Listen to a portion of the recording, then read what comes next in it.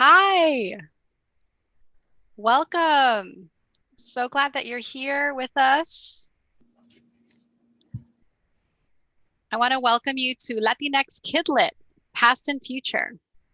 We're so glad that you're here with us tonight to kick off Viva Latino Hispanic Heritage Month programming at San Francisco Public Library. Y feliz Independencia, Mexico! Today is Mexican Independence Day, so Viva Mexico.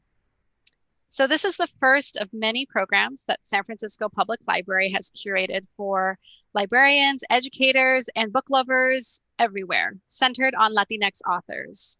So I'm so excited that you're here, and let's go ahead and get started.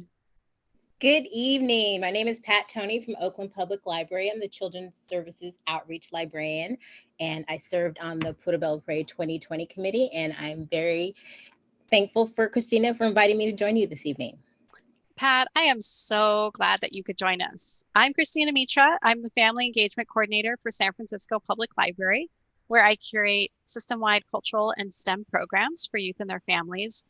And I asked Pat to be here with me tonight because we're old friends, we're colleagues, we're conference buddies. I can't even recall how many conferences we've been to, but since 2011, we've been hanging in there in this library land, and where we met at San Jose State University in library school. So go Spartans.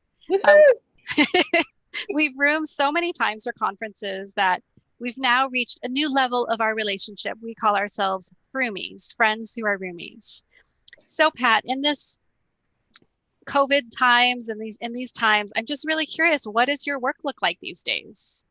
Well, since March, when we started working from home, I've been doing a lot of professional development online. And since we returned to sidewalk pickup, I'm serving on a call center. So we have staff who are doing sidewalk pickup and some who are distributing food, and I am on the phone. So you can call me at 510-238-3134. You heard it. Oh, people are so lucky to be able to connect with you on the phone. I'm so glad that that service is being offered. In my life, this is what we're doing. We're doing virtual programming. We're making sure that we're bringing cultural programs to you, even in the virtual world. So, and Pat, I am so excited that we get to have you right off the service of your Pura Belpré committee, which you have so beautifully represented behind you.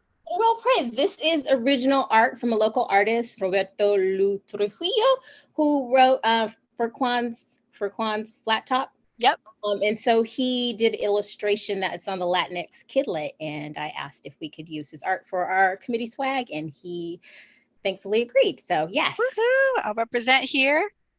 Woo-hoo. Yeah, Robert Lu Trujillo, shout out to our local Latinx authors. So that's a little bit of what we've been doing, pre-COVID, post-COVID. And I'm just, as our viewers are listening to us, if you have any questions that come up, just pop them in the chat. Our fabulous chat monitor will make sure that we get to those by the end of our program. So Pat, I want to know a little bit more about Pura Belpré. Can you give us a little insight? Yes, Pura Belpré was a pioneer librarian from New York Public Library who was the first Latina librarian, Afro-Puerto Rican descent, and she is known for her storytelling.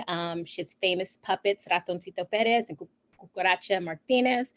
And when these two foremothers, Sandra Rios Valderrama and Oralia Garza de Cortez, decided 25 years ago, next year will be the 25th anniversary of the Pura Belpré Award, when they decided to honor someone who had made a contribution to Latinx Kidlit, her name came up as being a strong champion for bringing families into the library, promoting Spanish and bilingual stories. And she just contributed a lot of outreach to bringing people into the library. So these two, they put a lot of work into naming this award for her. That was established in 1996. And again, presented annually at ALA. It was online this year. So I invite you to go back and look at OSC and the ALA award committees that were celebrated online to hear about the award winners for 2020. But we would not be here today if Sandra and Oralia had not put in the work to honor Pura Belpré with this award celebrating Latinx Kidlit. My committee year, we picture books to middle grade. Starting next year, the award will include young adult literature. Wow, that is so exciting because there's so much good young adult literature that's coming out, right? Much, yes. Yes. That later in our presentation. Exactly. Well, we're really standing on the shoulders of these poor mothers, so we definitely wanted to make sure that we're giving them props, right, before we even move forward to even talking about the award. Of course, because we wouldn't be here without them. Well, thanks so much for giving us that overview, Pat. Before we dive into the books, I think it's really important that we put the Belpré Book Award in context. The award really gives visibility to titles, and the seal, when booksellers and librarians and even, everyday folk, just students, teachers, parents, kids who are looking for books, when they see that seal, it really does mean something. And so I just wanted to make sure that before we're going further into this fun conversation about books, that we do offer some context. So I want to share this graphic from the Diversity Baseline Survey that was created by Lee and Low Books with co-authors Dr. Laura M. Jimenez and a graduate student, Betsy Becker. And basically what this is showing, this is their most recent Diversity in Publishing 2.0 that was published, shared in 2019. And what this really is about the industry, so the publishing industry. So what we're seeing here in the first column is that 76% of publishing staff, review journal staff, and literary agents self-identify as white. And there in the little text, it might be difficult for you to see, but we have 6% self-identifying as Latinx, Latino, or Mexican. And so, this is really about the staff, the people that are the gatekeepers to, making sure that the books that serve, and reflect the communities of our country, the young people that read our books, that they're being published. These are the folks that help get these books to even fruition, right? And so I wanted to make sure that we just put this all in this context. I actually am a reviewer for Kirkus, and I definitely take my own experience, my own voice, knowing that, I'm a mixed heritage, queer, Latinx, Filipina, child of an immigrant, someone who is raised working class, that I bring that diversity, into sharing what I know when I'm evaluating books. But, we have a long way to go, in terms of the actual staff that are really gatekeeping our publishing industry. So it doesn't mean that we won't be able to, move that percentage up and up. I really, really hope that. And I definitely think that our work, Pat, as librarians, as children's librarians, our passion is really getting the books into the hands of young people. And we'll talk more about like how we evaluate books that come across our way. But, this is a problem. So I know that even though this is bleak, there are so many quality Latinx books that are being published. And I want to ask you, Pat, how do we find them? Like, where do we go? I always get asked by parents, especially my friends, like, just tell me your best 10 books that you love right now that show kids of color. Like, how do I find them? And so, of course, I don't have all of those just perfectly filed in my brain, but I do know I can look to different organizations. And I'm curious, what are the ones that you really like to elevate and highlight, Pat? Next slide. So in response to the bleak percentages that you presented, I personally find a lot of information on Twitter, library Twitter. And actually yesterday, there was a Latinx pitch of people who have stories that they want to present that represent the Latinx community, and specifically Latinx in Kidlit. There's an article about Pura Belpré and about Oralia and Sandra on that blog, and they present what's coming out and they have reviews. There's 2 books by Lee and Low. They present and publish multicultural literature, social justice books, have a list for Latinx books, Las Musas, up and coming. I'm really excited that they'll be doing a book festival. And of course, we need diverse books, which kicked off this whole celebration of when the first graph that came out, and there were more books published that presented animals than people of color. So I'm really thankful for these organizations that are doing the work to help librarians, professionals, educators, parents identify books that we can put into the hands of young readers.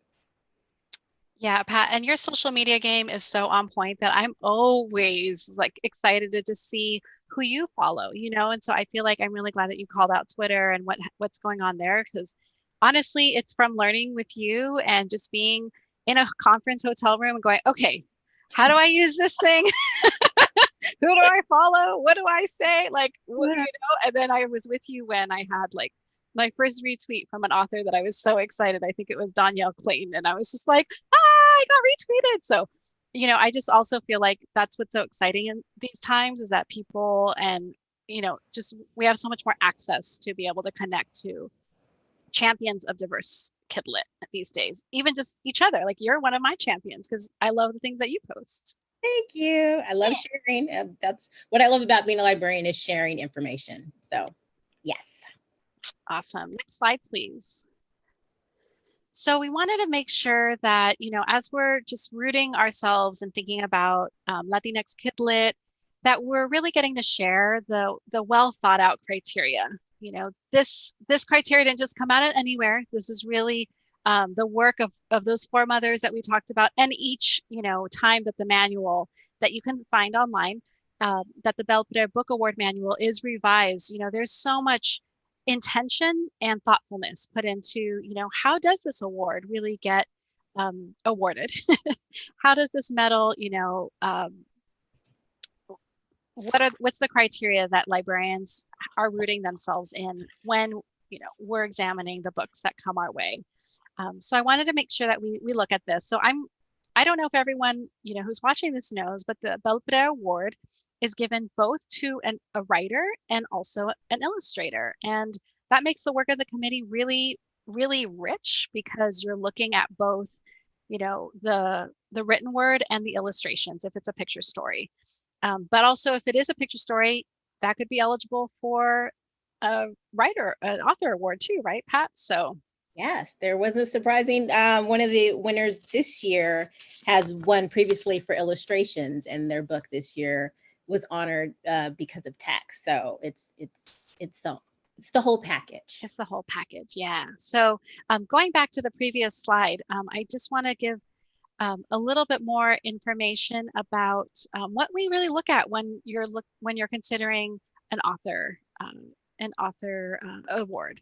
So, you know, the theme, the concept, the plot, the characters, the setting, the style, all of that is looking for cohesion, right? So does it ultimately make sense? Can you imagine that this place, these people, these characters are real? So for example, am I reading a book about a Puerto Rican family in Miami drinking rompope on Cinco de Mayo? That's a quiz. That's a pop quiz for you all listening. Okay.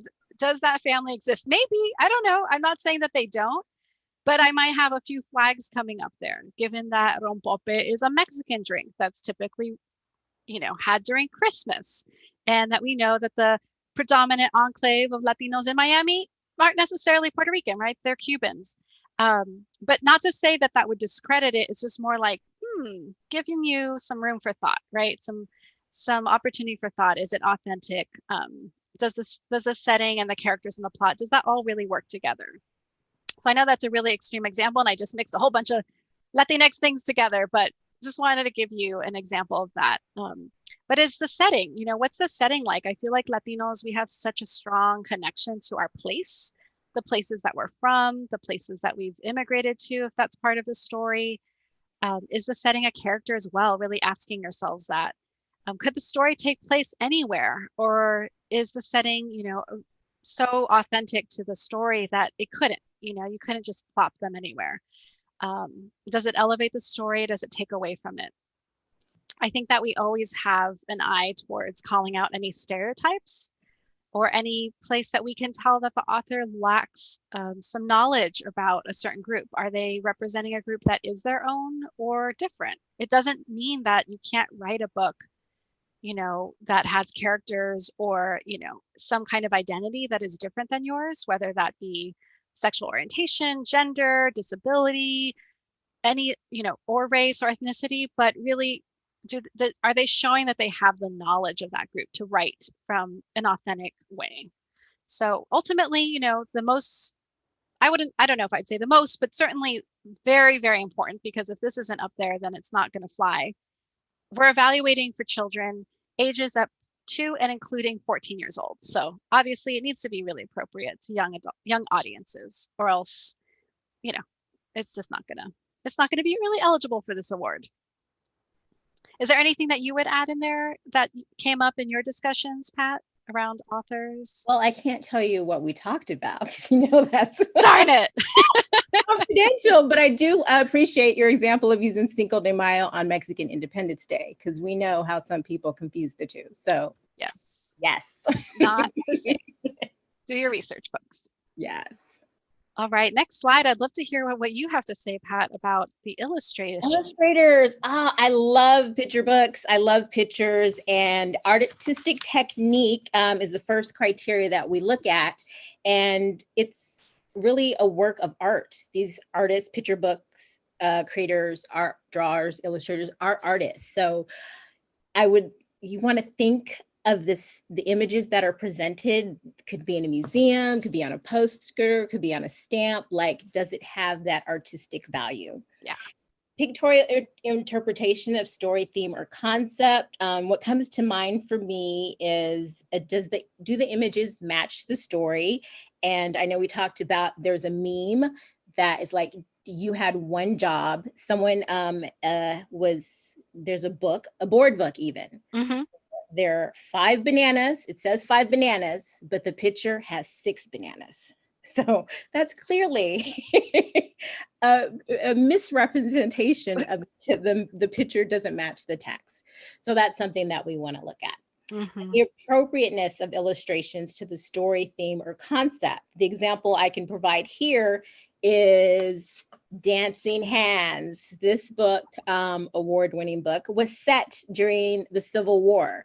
Now, would you imagine the illustrator if they were using images from Minecraft or Roblox, if it was pixelated? Like, that doesn't, like, my brain is like, yeah, no, it's like does not compute. Exactly, does not compute. And delineation of plot, theme, characters, setting, mood, or information through pictures. I was listening to a Kidlit panel today, and there was, in terms of delineation of plot, there was thinking of picture book as a silent film. Like, you look at these pictures and have a story be told. So just imagine if the line is, she woke up and she had a bad dream and she was really sad, but the picture is everyone smiling at breakfast. Wow. Like, how do you tell, like, that doesn't match? Mm-hmm. So that's, no, doesn't work for me. I just had like the mind-blowing emoji happening right now. I'm like, that's brilliant. That analogy is just brilliant. Well, thank you, Cristina. And positive and authentic portrayal of Latinx culture is the #1 thing.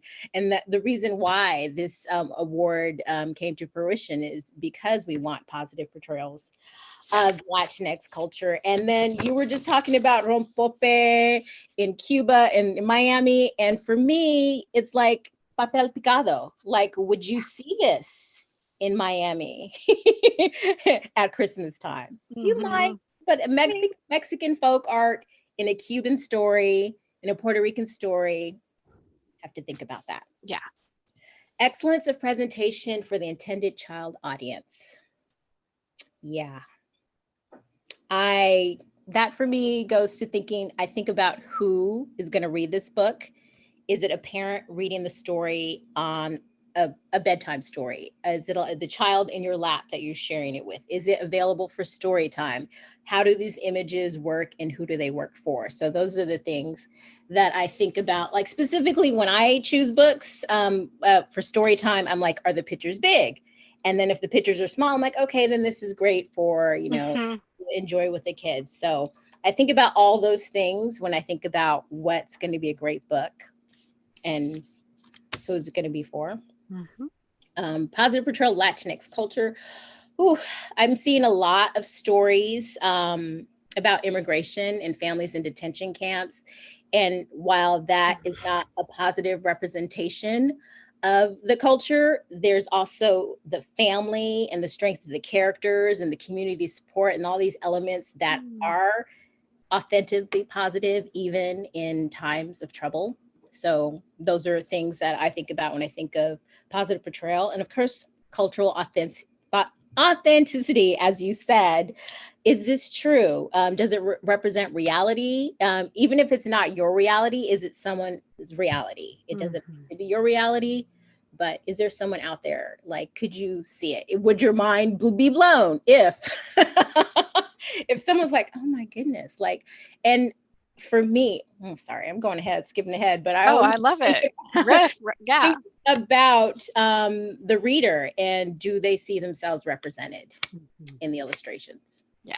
I mean, that's really the mic drop moment, right? Like you just got to ask yourself that, and we'll come back to that in just a moment. But I've just got to give you so many snaps, Pat, for just like, that was just gorgeous. PhD. Can we get an honorary PhD for picture book illustration evaluation right here? Oh, yay. Well, that was like a sweet deep dive into the Belpré criteria. I mean, it doesn't get better than this. You got Pat Toney, who's just here, who just went through the whole experience of the deliberations and really did those deep conversations. And you can tell that by just, everything that she shared right now. But, stepping outside of kind of the official Belpré committee honor, we're regular folks. We're Latina librarians who, come across books all the time, seek out amazing titles, and we have our own criteria. So next slide, and we'd like to be able to share some of the things that we think about when we're looking at, when we're evaluating books for ourselves. So, like I said, when you're on the committee, you're really looking at that criteria. You honestly are wedded to that. That's really your guiding light, right? But these are some of the criteria that we have just as avid readers and reviewers. For me, I feel like I have to pause. This is like the issue, right? Like there's always the issue of Spanish. If it's a book about, a Spanish speaking family heritage background, how is it used? First and foremost, is it italicized or not? That's always kind of the question, and I know it's kind of a hot button issue. And so for that, I wanted to bring in the voice of another amazing Latinx writer, Daniel Jose Older. And so I'm hoping that our amazing tech host here can pop up a video here that we're just going to see. I love it. The question that people ask me on panels, in the classroom, in private conversations. They asked me when Salsa Nocturna came out, they asked about Long Hidden. They're going to ask it about Half Resurrection Blues. Why don't you italicize non-English languages in the text? I just spent the last couple of days going over the text of Half Resurrection Blues, making sure that none of the Spanish words were italicized. And here's why. Because when a native speaker speaks and switches back and forth between languages, it does not sound like this. I needed some groceries, so I went over to El Supermercado.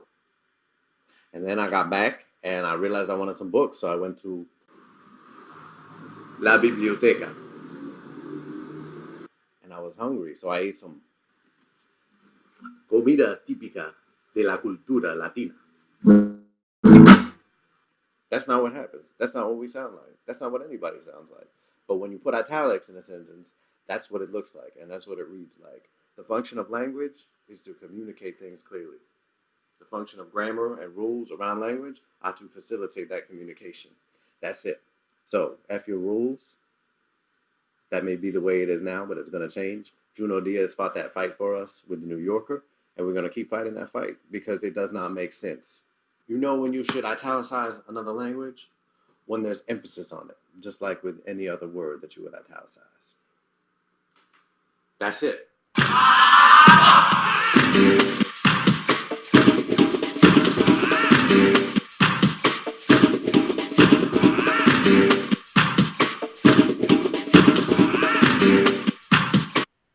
Thank you so much for playing us that video. Our fabulous tech hosts doing so many things behind the scenes.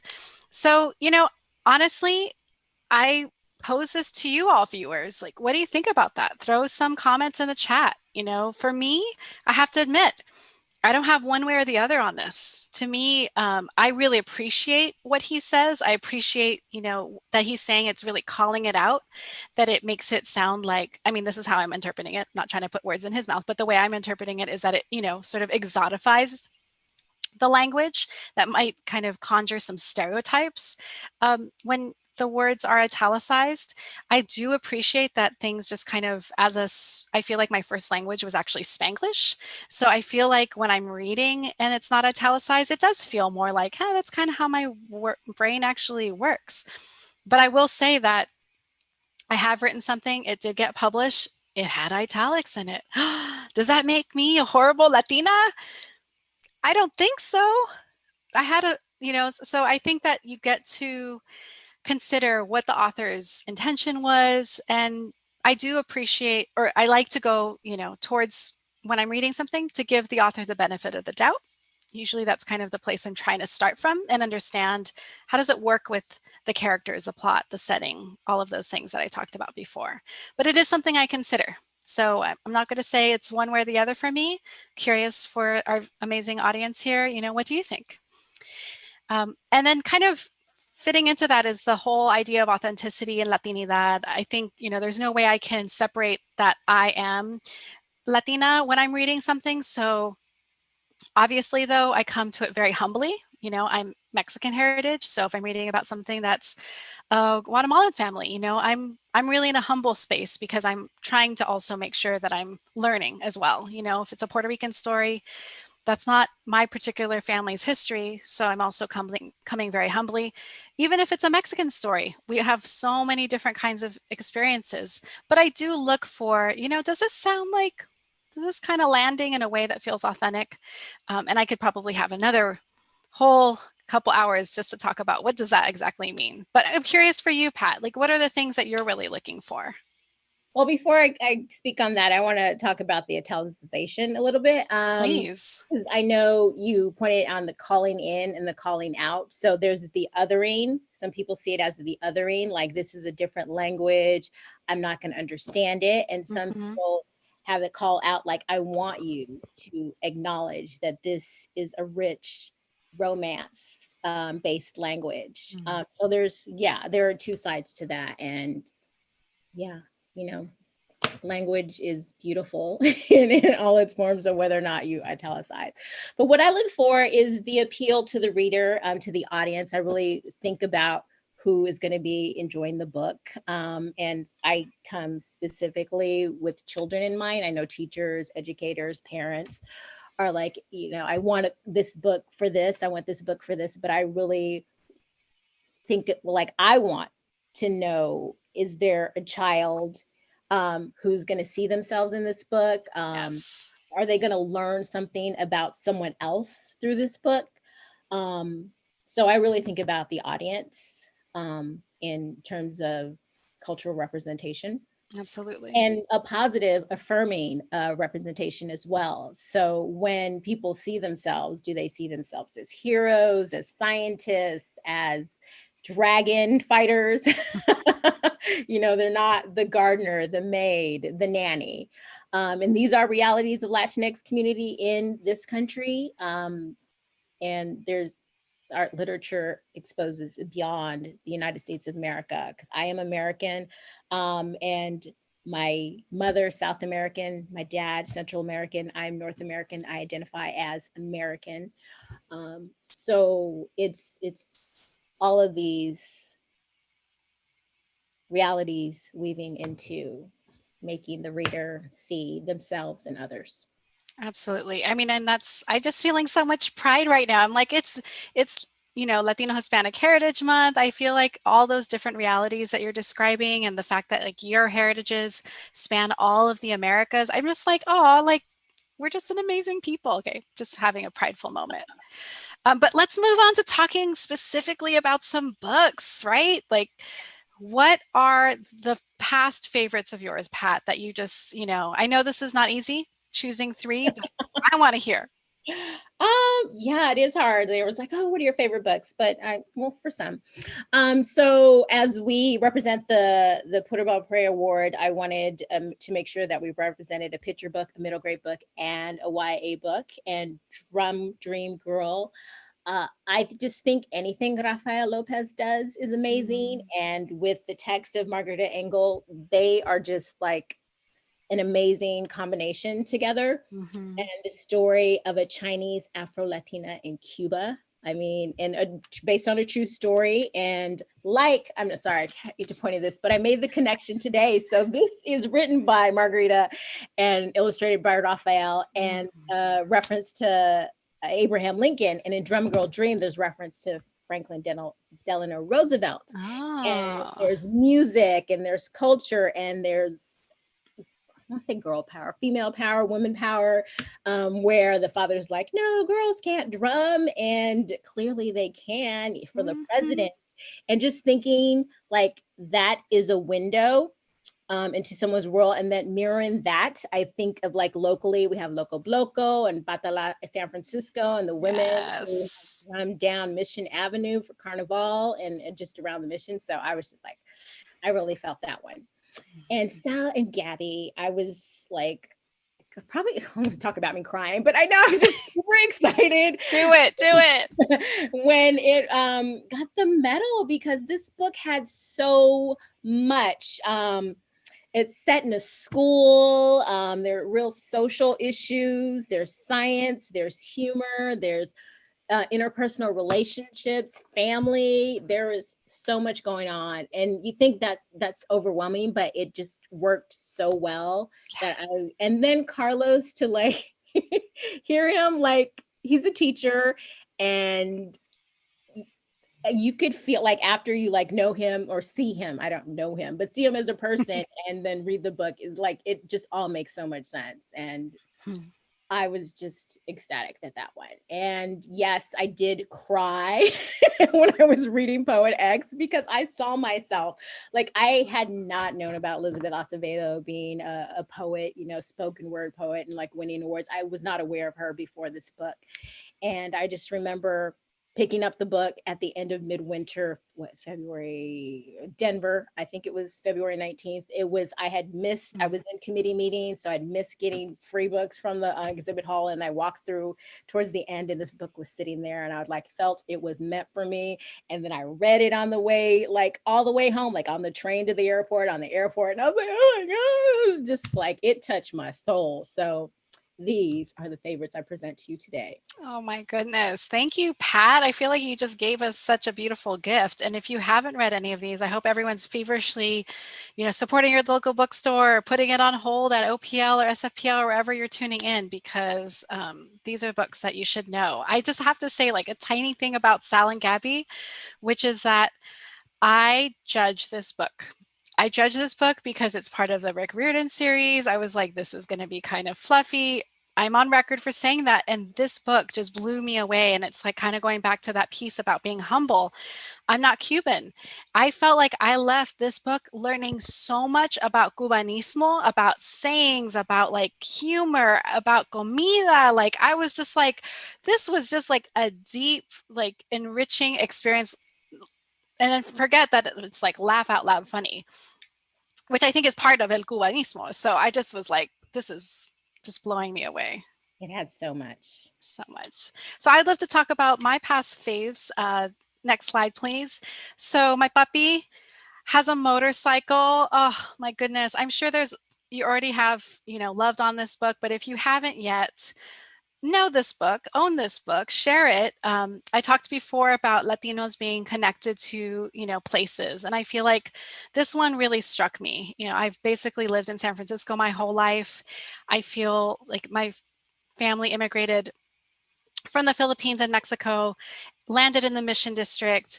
That is a place that has undergone so much gentrification, and yet there's still the panaderia that I love, that I go to, that I try to give my money to, because I'm like, I will have a nervous breakdown if one day it closes. So like La Mexicana on 24th and York, I'm keeping you alive if I can. But sorry, back to me, back to the story, not to me. My puppy has a motorcycle. What I feel like Isabel Quintero does here is just like give this multi-layered story of not only a girl and her dad and a ritual that he does. He's a working class dad, and when he comes home, you know, they take a ride through their barrio in the Inland Empire. But obviously, like, this is such a personal story. That's where she's from and where she lives. And I feel like it really touches on gentrification and getting to love a place even while it changes. I just think it's such a beautiful story and idea. For the middle grade, since that was my picture story, Each Tiny Spark. So I was on the Belpré committee, but I had to step away because of a family emergency. So I wasn't able to be part of the final deliberations. Just letting you all know, I would have fought to the death for this one. I loved this book, Each Tiny Spark by Paulo Cartaya. This is the book that I wish that an 11-year-old me had. And the reason for that is because she really is Amelia Torres, who's the protagonist. She's having an awakening. She's really having an awakening of the injustices, you know, really around class, but also race that are existing in her community. And she takes those on, and in a really authentic way. And I think that I wasn't necessarily like a firecracker when I was a young girl, but I was a reader. And so if I had read this and seen a young Latina taking on a pretty big issue in her community around redistricting a school, you know, district, something that feels like very grown up, but the fact that she takes it on and brings her community with her, but also experiences the divides and the friendship divides, I think it would have just completely opened my eyes to what's possible. I also really love that she's neurodiverse, and it addresses PTSD from her dad that's been in the military, another girl-dad relationship that I think is really beautiful. And her best friend's a boy, and I love that. So Each Tiny Spark really got me. And then the final book is We Set the Dark on Fire. Oh my gosh, this book, when I read it, I was just like, oh, this is so exciting. It's fantasy. It's obviously, you know, commentary on borders and immigration.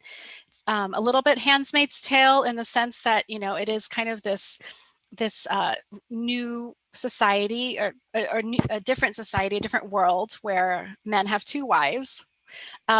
And it's ultimately a revolutionary coming of age. It definitely has an LGBT aspect to it. And for those who love YA, I appreciated that there's some spicy scenes in here of romance. So that was one of my favorites. But I would love to hear, I mean, we're in an era of like some amazing books coming out, Pat. So what are you looking forward to now? Well, definitely another Rick Riordan Presents. Paulo Santiago, River of Tears. This one, just there's so much. There's the Mexican folklore, La Llorona. And if you don't know La Llorona, think Medea. There's socioeconomic element. She's interested in space. So there's the STEM aspect and just the magical adventure that they have. I haven't read it yet, but this is the vibes I'm getting from the reviews. And of course, immigration is the story that continues to be infused through what I'm anticipating as a Land of the Cranes, set in East Los Angeles. And but the story, I like Aida Salazar because her stories are rooted in Mexican, like, indigenous culture, because it opens in like Aztlan, and then it goes like to present day Los Angeles. And immigration is also the situation. As you can see, the Land of Cranes is very I think allegorical in terms of the cranes and how they're presented in the story. I have started reading this one. And then there's The Fence, and well, it's a nice story. Ice, not nice, ice. And so family separation plays a large part in this story. And speaking of family separation, we go to Lobizona, which this one, I was most attracted to because it's Argentinian folklore, and that's not something we often see. And when I was first introduced to it, I knew exactly who I wanted to read it. I'm going to say, shout, hi, Dakota, because when I heard about this, I sent your mom a link. I was like, you need to read this book. Yes. But it's set in Miami. They're Argentinian, and the folklore is in the birth order of the daughter, who seventh daughter is a bruja, and the seventh son is a labizon, but this one is labizona. And I would give this book to people who love Twilight because we've got that wolf element, and this is labeled as volume 1 of Wolf of the World series. So yeah, I think this one could be hot. Yeah, for those who love series, I always get excited when it's like the first of a series. Thanks, Pat. Those are awesome. So for me, what I'm looking forward to, first off, middle grade novel. I was able to access an arc of this. So Lupe Wong Won't Dance. Okay, can we talk about representation? So I'm mixed, Mexican Filipino. I've already mentioned that. Lupe Wong, Chinese and Mexican. What? Okay, this is, I mean, come on, people. Like having a book that had, like, for any Chinese, Mexican young people out there, I mean, it's such a big deal to be able to see yourself represented. So I hope that young people will be really excited to see this. But Lupe is a headstrong jock. And when country dance becomes a requisite for getting a A and P, ooh, she takes that on. So I think themes of self-righteousness, she knows she's right. And she doesn't really take any flack.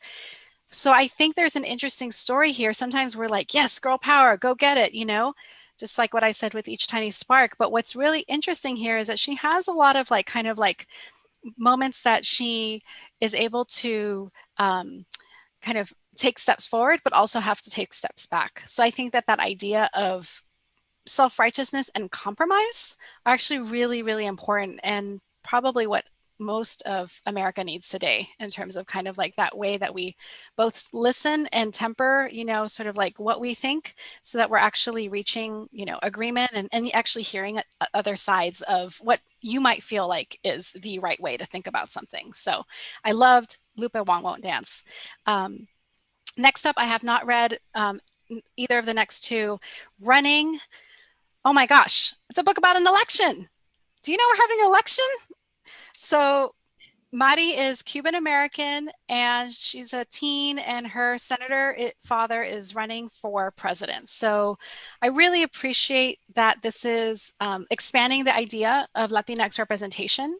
That, just like what you were saying, Pat, like going beyond, like the roles that people might typically think, a Latino family inhabits. There are Latino political families in the US. And so I love that Natalia Sylvester is taking this on. And we're going to have Natalia in conversation with Aida. So I'll share a little bit more about that. So that's coming up. So I'm really looking forward to reading this. I started it and I didn't get to finish it. Someone needed it to check it back out from the library. So I'm on the queue. And then my next one for YA, Miss Meteor. So we definitely are obviously fans of Taylor K. Mejia. From what I've read, there's the Quintanilla family that runs a diner that's named Salinas. Okay, really? Do you need anything else? I don't think so. But there's a beauty pageant.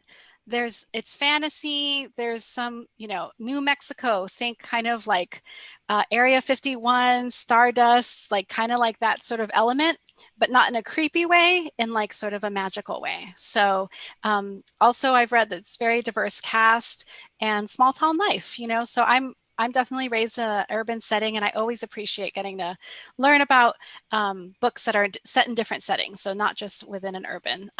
And I think that there's like a big friendship fallout that really sets kind of the tone for the book. And I don't think we talk a lot about that, of kind of, how do you repair friendships? And I think that's always a really important theme. So those are the things I'm looking forward to. Woohoo, nice. So how can you find out more, Pat? Like, how do you connect to where you work? Well, at OPL, we celebrate diversity every day. So we have a great reads list. Specifically this month, we're highlighting Latinx reads, but that's there every day of the year. There's a adult blog post about 15 books for Mexican, Mexican-American, and Chicanx authors. To add to your reading list. And there was another one published yesterday, new Latinx authors. And Book Me, we have a Book Me service where you can go online, complete a form, says what you like, what you don't like, what format you're looking at for. And I think it's 2 weeks, 3 days to 2 weeks. You can get a personalized book list. Nice. That's at San Francisco. So over here in San Francisco, we've definitely got some amazing new Viva book lists that may or may not include some of the titles that we've talked about. You'll have to click on them in the chat and find out, but our amazing selectors put together some great book titles for the school age crowd and for the teens. And in terms of if you're looking for more programming, our YouTube, SFPL, just look up San Francisco Public Library on YouTube. It's blowing up. This is where we're really having a container for all of our virtual programming. So this program, for example, will be archived. So check out our Viva playlist so you can see all the programs that are about Latino Hispanic Heritage Month on our YouTube. And our librarians are ready at the phones, 415-557-4400. So if you have the need for a book recommendation, or you have a book that you love that you would love to read more of that kind, our librarians would love to help you. So just give us a call. Do it old school. We're right by the phones. And there's so many events that are happening. How do people connect to more things out there, Pat? Well, events, what's coming up. So this is our reference page. So I would want to make sure that you are aware of the Kidlit blog posts about Oralia and Sandra, and the Ask Pura Belpré homepage, where you can find out more information about the award. But I am super excited for Los Angeles Libros Festival. It's coming up in 2 Saturdays, not this weekend, but the next. It's free, it's online. They have some pre-event performers happening. I've always liked, the best thing about COVID is me being able to attend things online, because I can never fly down on it. I work Saturdays, can never fly down to be there. So I will be able to be there via YouTube, and I'm excited about that. And Las Musas, we referenced them early in our presentation. They are putting together the Latinx Kidlit Book Festival, happening at the end of the year, December. It's going to be 2 days. It's also free and online. And I encourage everyone interested in Latinx books to attend these festivals and find out about more that's out there. Awesome. Thank you for sharing those out. I can't believe what we have access to. Really an embarrassment of riches. And like you said, the silver lining of COVID is that we have more access to these types of things, and usually at a free or lower cost than it would obviously cost to fly and do the registration. So let's support all of these events. Now it's time to hear from you all. So thank you for listening to us. We hope that you've been excited and engaged. We're going to take some Q&A right now. So if you have ideas of questions that have been percolating, go ahead and add those to the chat. I'm going to shout out just a few more special events that are happening here at San Francisco Public Library, and our amazing chat monitor will be collecting your questions to share with us in just a moment. So go ahead and just throw those in. But I want to share that Las Musas, we're having a Latinx panel. This is happening in 2 weeks on Wednesday, September 30th at 5 p.m. Right where you're tuning in right now, San Francisco Public Library YouTube. We will have Aida Salazar, Rebecca Valcarcel, and Reina Luz Alegre. So really excited to have 3 fabulous authors. And then the next events that we have coming up, can you share it? Yes, thank you. So then I think it's about a week and a half after that, on Wednesday, October 7th at 5 p.m., again, SFPL YouTube, we will have CV Monterrubio. And she will be reading from her picture story, On Tiptoes de Puntitas. And if you don't know this story, it's lovely. It's a bilingual story, so it's both completely in Spanish and completely in English. And it follows the story of a young boy that is inspired to become a ballerina because of Sasha de Sola, who is the prima ballerina of San Francisco Ballet. So very local story and the local author. So we hope that you'll be able to join us and CV Monterrubio as she does her reading. And then finally, We've got Aida Salazar back. We cannot get enough of her. We've got to celebrate our local authors. So she will be in conversation with Natalia Sylvester. I already gave a shout out for running. You heard Pat's excitement for Land of the Cranes. So basically, you've got until October 21st to read those books and then come to our program and ask them all the questions that you want. So that's Wednesday, October 21st at 5 p.m. on YouTube. So pretty much most Wednesdays at 5, you'll be able to tune in to some amazing Latinx authors. Sounds fabulous. Woohoo! So if you have any questions, this is our time to be able to hear from you. If you have things that you want to share out, go ahead and do that too. And we'll just check it out. Thank you, Cristina. This has been a fabulous conversation. Thank you for inviting me, and I look forward to any questions. And you see there, we have our email and Twitter handles if people want to get in touch with us. Absolutely. So I've seen a lot of love, specific appreciations to you, Pat, from your community, and absolutely shout out to Cinco Puntos Press. They are incredible. I remember my first Reforma conference. It was RNC3. It was in El Paso. And I went as a scholarship student. And that is where I learned about Cinco Puntos Press, because they had their booth there. And I was like, wow, this is the press for me. These are people that are making books about my people. But honestly, they're for the press for everyone, because everyone gets to read our stories. Yes. So I see a question about how do I join the Belpré Committee? So the Belpré Committee is open to members of Reforma and ALS. So you would want to be a member of either of those organizations. I believe Reforma makes appointments. Well, ALS makes appointments too, but there's a volunteer form that you would need to submit to be considered for the committee. And I specifically believe that it's great to have experience with the process committee before you join an award committee. And a process committee is like the background stuff like finances, web work, other things. So it's like you do the work and then you get to shine with your award committee.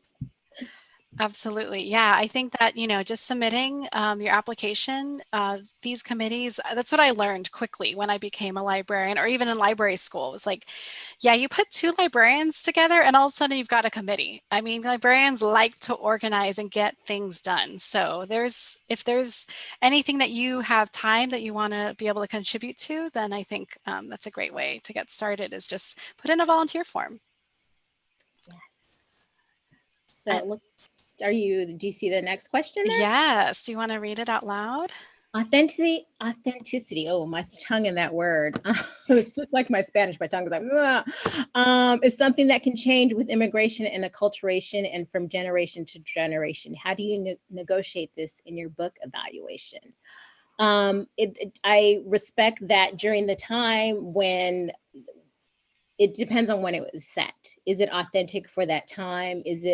Could you go back and do research and say this? And that's what we did with Dancing Hand. Ooh, I didn't tell you what we had. We heard nothing. Flush out your ears. You really want to look and see, like, is this accurate for that time? And I know, like, we're binge watching things these days. Moesha got a D on her paper because she wrote about things that were set in the wrong time. So I think that's when you want to evaluate in terms of time and setting and place. So things change, views change. And that's why there are some people upset about classics that, oh, I love this as a kid, but now we're just like, wow, we don't, that's no longer acceptable. Yeah. And you want to move forward. And when we talk about positive representation, that was a representation in that time and era. But now in the 21st century, this is what we look to, and this is what we expect when we look at books. Absolutely. And I think I completely agree. And I would just add to that kind of that level of that quality of humbleness that I spoke to before, that, I'm of a particular generation and I have a particular experience. And so am I reading this with everything that you're taking into consideration, Pat, about, is it right for that time, given the historical context, but also, is there something that's being presented here and if I'm wrestling with it, why? Just kind of asking myself that, is this a generational thing? If it's a set in a contemporary time, of young people. Well, I'm not a young person in the contemporary time anymore, unfortunately. I am, quite the middle-aged adult at this point. And so basically kind of like asking those critical questions of where's your point of view, as you're looking at something for authenticity, and what do you know and what don't you know? And I think that is one of the reasons why it's so great to have a life where you have lots of different kinds of generations in your life.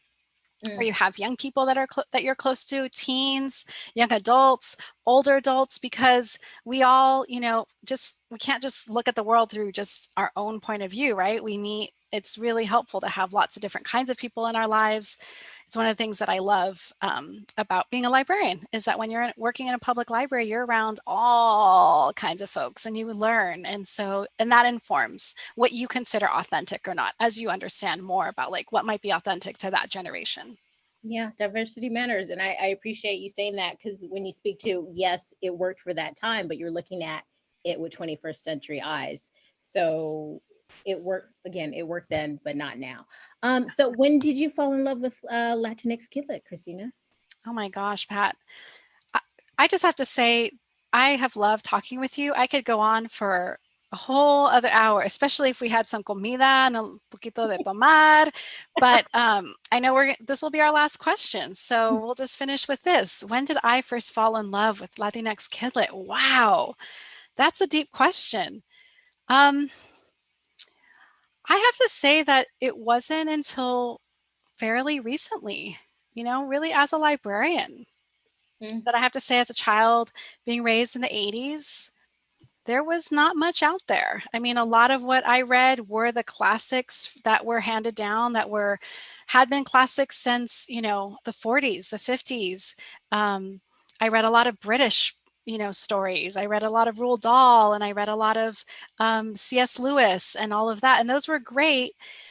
But I didn't really get exposed to Latinx Kidlit until I became a children's librarian, essentially, and started seeking out those titles because of the community that I was serving, because of my own personal mission of being a librarian that wanted to serve the Spanish speaking.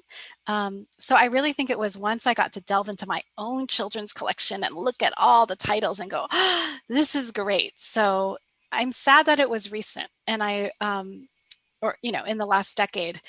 I hope that that's not the case for young people today. I hope that they get to fall in love with Latinx Kidlit as soon as they're born. So, but I'm curious for you, Pat, like when did it really land for you? I feel it's the same. And I just appreciate more, because I really never thought about Afro-Latinidad in terms of books when I was younger. It's something I see a lot now on Twitter and books. And there's a lot, miscegenation is just, it is what it is. It's not illegal, and people can celebrate the diversity within their bloodline and their family. So I'm like, all right for diversity and Kidlit. Yes. Well, I'm glad that we're in a new era with more and more being published and more for us to read and to talk about. So I'm going to plant a little seed that I hope this isn't the last time that we get to do this, Pat. So I won't hold you to anything. We're being recorded, but I loved doing this with you. And I'm just thankful to all of our viewers who got to see us today. Thank you again for the invitation. And I'm so happy that Oakland Public Library could join San Francisco for this. Yeah. This is not a battle of the Bay. This is a love of the Bay. Have that bridging us together, no walls. That's right. Well, have a great evening, everyone. Enjoy the good air out there and take good care. And we hope to see you at another Viva program soon. Thank you. Adios. Gracias.